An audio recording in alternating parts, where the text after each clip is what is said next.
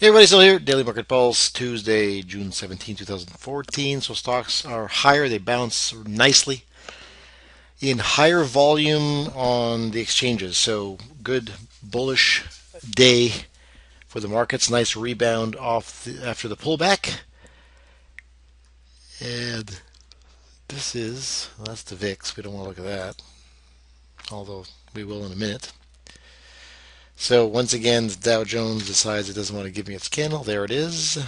So there, today we have it. So it's into the 8 moving average. Excuse me. Um, Almost got oversold, bounced off the 20, came off the pivot area, essentially right across the top here.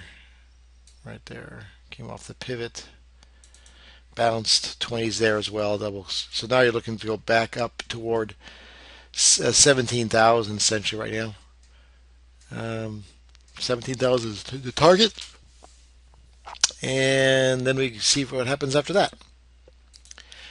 S&P had a shot to go maybe a little bit lower. It came into the pivot as well, 1920-ish, 1925-ish. The 20 moving average was in close proximity, but didn't quite get there. Bouncing again, as I said, looking at higher, looking at the, trying to break the highs here, 1950, 1955. 1920, 1925 will still be support below that 1900, but I don't see it going there. The channel is still up. I see everything on the bullish side so far. Everything looks good and strong. When you go back to the NASDAQ, which was the weakest of them all, it has made a nice comeback. It's come back very aggressively, V-shaped formation, a new channel formed. It came back to 4350 as a high, meeting the previous pivot. You notice the Dow Jones and S&P hasn't done that yet, although the NASDAQ is and has. Needs to break out above the 4400 essentially level as well, or even 4350 for that matter.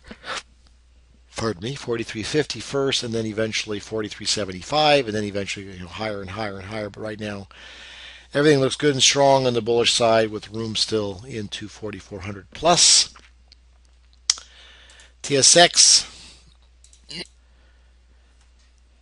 higher, higher, higher. It hasn't quite met yesterday's highs, but still nice trend higher, looking for higher levels still.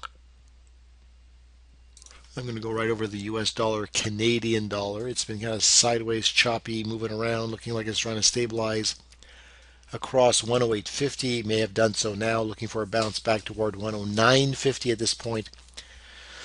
And then you've got the euro stabilizing here near 135 and bouncing a little bit. It actually has come back up toward a little bit higher. It's still near 135 and a half, essentially, is where it currently is right now. Well, actually, that's where it is right now.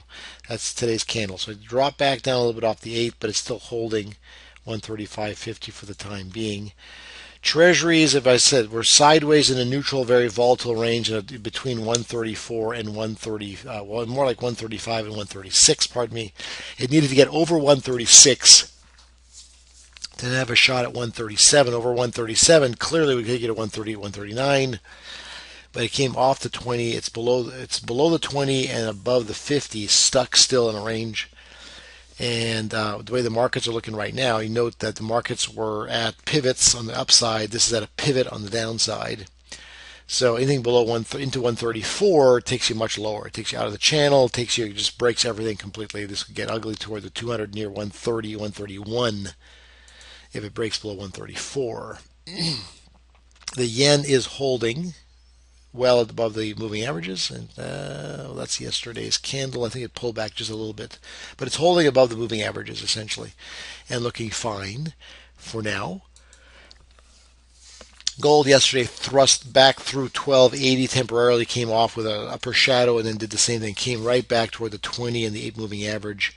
But that's fine. That's expected. It was overbought in a downtrend, looking for this to stabilize. It actually came all the way back into a retracement of about the 618 retracement to 50% retracement, in fact, off this recent run for the last 2 weeks, and held with a long lower shadow, almost hammer-like. So looking like the bulls have stepped in, the buyers have stepped in, looking for a push back toward 1280, and ultimately a break. If we can break 80 and close above 1280, then you're looking at the low 1300s and then up into 1330 or so, and possibly higher. And when you look at silver, silver actually was lagging, so it did not dip as far and as deep. It went down to 1850 or 1860, bounced nicely. It's already above the 50. This only retraced to approximately the 618. Not seeing the candle just here. This is yesterday's candle. The candle for today looks like a hammer, essentially. Long lower shadow into the 8 moving average, 20 moving average, and then a bounce. That was the 618 retracement. Now looking for a break above 20, and then so on and so on above that. If you can break above 2050, then you got 2150 to 20, ideally 22 as a target above. Crude, we had talked about the measured moves on the way up as well as some of the retracements that occurred. You see the blue lines coming up. That was the move up. It retraced this much. It came up the exact same amount, and now we're expecting a retracement back down to 104.50 to 105. So far, so good. Red candle here so far, coming off a high wave and doji formation back-to-back days on Friday, Monday. Now we're looking for further downside move toward the 20-day moving average and 104.50 as stated.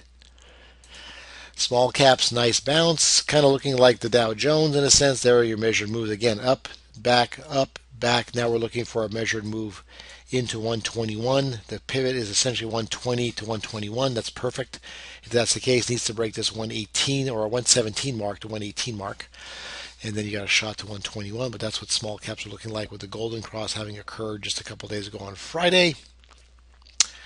And then we'll finish off with the VIX. You saw that in the beginning, the broadcast. It came into the 50 after following a doji and bearish engulfing, coming back to at least minimally come back to 1150. We don't know what's going to happen after that. If the markets can break out to the upside, then this is going to fail back probably toward $11.